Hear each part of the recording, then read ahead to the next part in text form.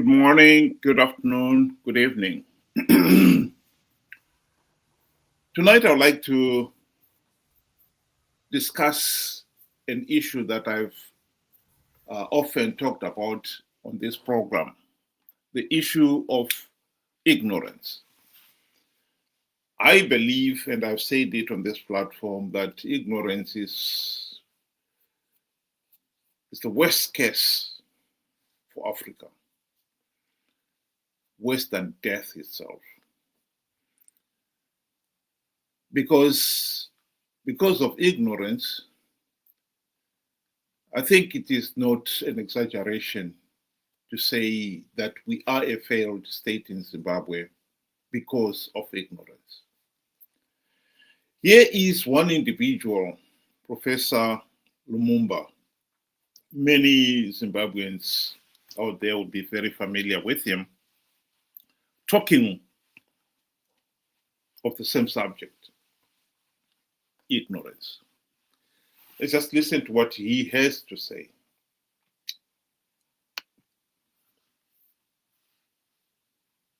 Are in their position, I would also pursue the interests of my people. The tragedy is that while they pursue the interests of their people, many of our leaders pursue the interests of their pockets. The Nigerian writer Chinua Achebe said that the trouble with Africa is simply and squarely a problem of political leadership. He was not insulting us, he was diagnosing us. Across our continent, we have ministers who enter office poorer than church mice and leave office richer than international bankers. We have parliaments that behave like auction houses. We have judges who quote the Constitution in the morning and count bribes in the evening. Some of the people who sit in our highest offices are not leaders. They are thieves in suits. So when a powerful country comes offering loans, trade deals, security cooperation, or partnerships, the question is not only what do they want, the question is also who is signing on our behalf and what did they receive for their signature. My brothers and sisters, as long as thieves sit at the negotiating table dressed as statesmen, Africa will always lose, even when the document is called a partnership. What then is the responsibility of the African citizen? In a democracy, even a broken one, a thief does not break into State House with a crowbar. He is carried there on a ballot paper. The hand that steals your future is carried into office by the same hand that marked the ballot or by the decision not to vote at all. The first duty of the citizen is to know. Ignorance is the oxygen of tyranny. Ask yourself, if you stop 10 Africans in the street today and ask them about the African Union's Agenda 2063, how many will know what you are talking about? If you ask them about the African Continental Free Trade Area, how many will understand its promise? Yet, if you ask them about the English Premier League or the latest celebrity scandal in America, they can give you a detailed analysis. The second duty of the citizen is to demand. Write to your representatives, question your councillors, challenge your ministers, join civic organizations, occupy the public space with your voice, not your silence. I'll stop it there. I think he has put it beautifully. The first duty of a citizen is to know. Because only when you know can you meaningfully play a meaningful role in the governance of the country. What we have in most African countries, notably Zimbabwe itself, the level of ignorance is just unbelievable. And if you look at why Zimbabwe is a failed state, you could do the analysis And you'll find that most or the root cause will boil down to ignorance. I'll talk of two aspects where that was shown clearly in Zimbabwe's history. Before independence, one of the rallying calls was one man, one vote. People should have understood what that meant. One man, one vote. Everyone should have a meaningful say in the governance of the country. That was the rallying call. And if people didn't understand it, they should have taken the trouble to know. Knowledge is everything. Knowledge is power. And yet, when it came to the elections in 1980, as much as it was agreed at the Lancaster House that both ZANU-PF and PF-ZAPU would withdraw their freedom fighter operatives from the field during the campaign period to designated assembly points. ZANU-PF agreed to that and signed on the dotted line. But by the time they went back to Zimbabwe, Mugabe and his colleagues had changed their minds. They did not withdraw all their operatives from the field. They did something else. They instructed some of their freedom fighters to stay in the field with a specific instruction, i.e., they should campaign on the basis of if ZANU-PF does not win the elections, the Bush War would continue. Of course, the people voted to end the Bush War. But that's where ignorance came in. Because when they had ZANU-PF operatives campaigning on that basis of if we don't win, the Bush War would continue, that should have set off alarm bells if they had understood what one man, one vote really is. This was their right to a meaningful say in the governance of the country. And now they're being asked to give it up.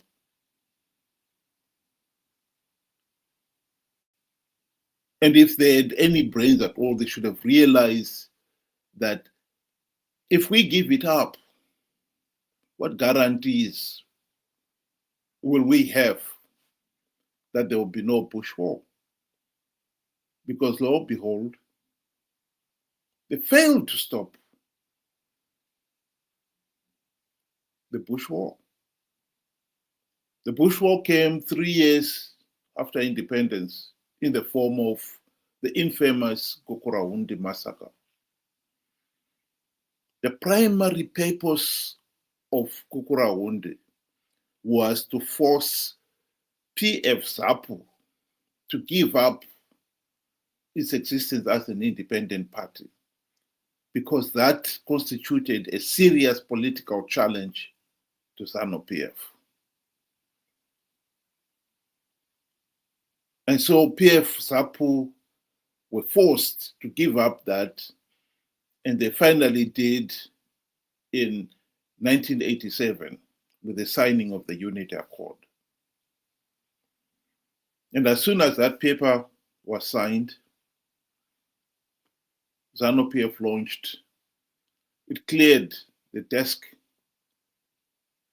and Mugabe launched the de facto one-party state dictatorship. That has ruled the country to this day. There's no doubt that ignorance was our worst enemy there.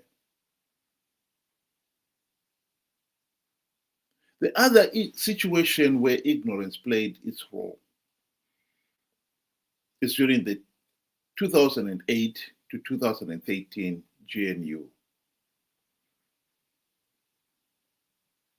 It is disappointing that even now, with the benefit of hindsight, many Zimbabweans out there have no clue what the GNU was about, much less that the primary purpose of the GNU was to implement the democratic reforms. Indeed, men don't even know what the reforms are. And so when Morgan Tsvangirai and his MDC friends sold out and failed to implement even one token reform, one can only imagine who the chief beneficiary of that was. ZANU-PF, of course.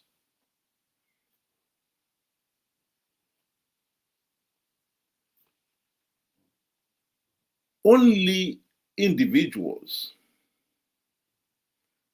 one or two, have admitted, and notably in this case, Professor Atham Tabara was one of the few who have acknowledged that yes, MDC leaders took their eyes off the ball during the GNU and failed to implement the reforms. The others have pretended that they don't understand the question. But that doesn't change. That doesn't change anything. The truth of the matter is that was the golden opportunity to implement the reforms, and the opportunity was lost. And the people themselves,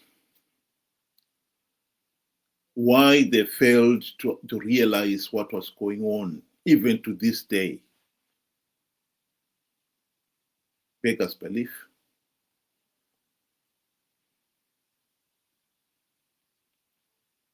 You cannot have a healthy and functioning democracy unless the people are educated, knowledgeable, objective, and diligent in carrying out their most sacred duty in a democracy, to hold those in positions of power and authority to account.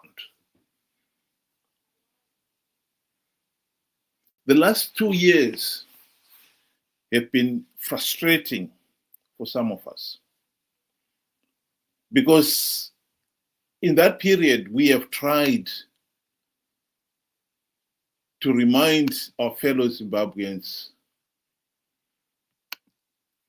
that the promise by Nelson Chamisa to implement, to plug the vote rigging loopholes was a lie. Without reforms, the country was just going round and round in circles. And this has been at the heart of our problem. And yet, the people were so naive and so gullible, they believed the lie that Chamisa had plugged the vote rigging loopholes. ZANU-PF was not going to rig the elections. He even boasted a few days before the elections that he was preparing to form his cabinet because the party was going to win those elections. He even evoked the name of God. This was God's plan, he insisted. Makorokoto Zimbabwe nokuti hakuna munhu anomira kana denga raronga plan.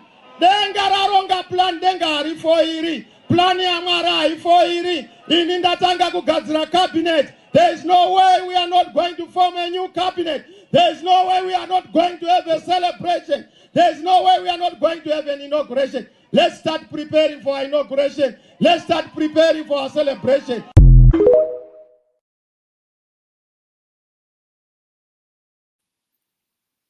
Two years down the line, there are still a lot of Zimbabweans out there who still refuse to accept that Chamisa lied.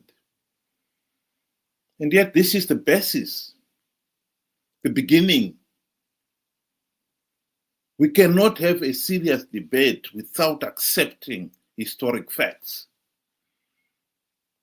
Did Chamisa lie when he said he had plugged the vote rigging loopholes? The answer, of course, is yes, he lied. And the follow-up question is, why did he lie?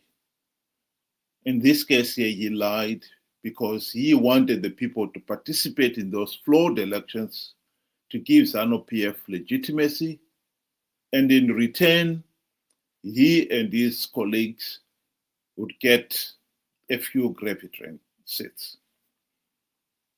You understand that,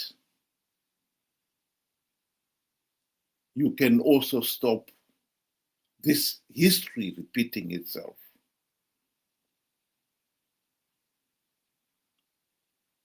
As Professor Lumumba said, the first duty of a citizen is to know. The people of Zimbabwe must know that ZANU-PF will never reform itself out of office. They must know that the primary reason why the people elected and have risked so much to elect MDC CCC leaders these last 25 years was on the understanding that these MDC leaders would implement the democratic reforms necessary to stop ZANU-PF rigging the elections. And after 25 years, including 5 years in the GNU, the people must know that MDC CCC leaders have sold out. So if you want change,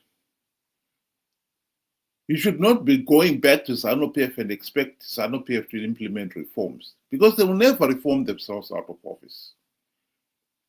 You've got to go back to the opposition and elect opposition leaders who will implement those reforms.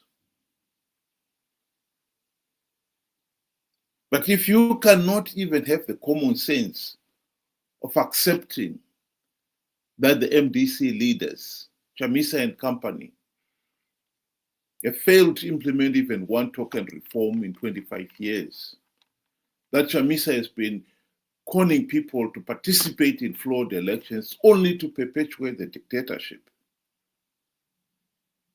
then you are the one who is perpetuating the dictatorship yourself.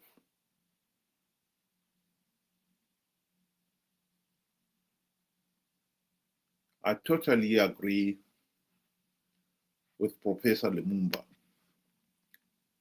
Knowledge is power. The first duty of a citizen is to know.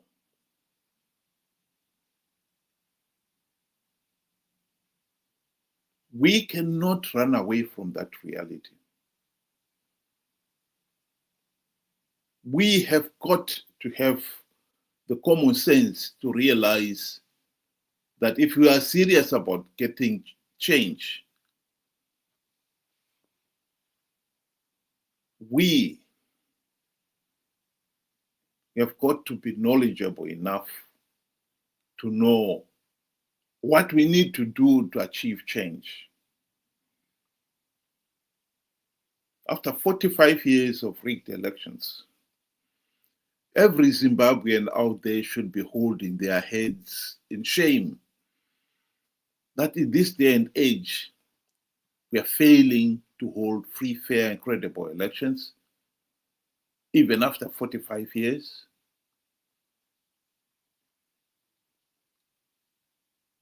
Why? Because we don't even know what is required to make sure that there are free, fair, and credible elections. In this day and age, we still do not know what is required.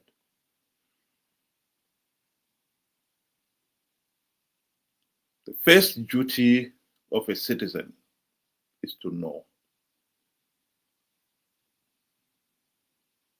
I think Zimbabweans out there, we have not been responsible enough to seek knowledge. In this day and age where information is readily available, it is shocking that we should see that level of ignorance. And some of it is outrageous. To deny that Chamisa lied, for instance, is pathetic. What do you think you're trying to accomplish? Chamisa lied when he said he was going to plug all the vote-rigging loopholes. That is a historic fact. And it is totally meaningless to deny that reality. Particularly if doing so means he's going to con you again to participate in 2028 to give ZANU-PF legitimacy and perpetuate the nation's suffering. We need to come to our own senses now.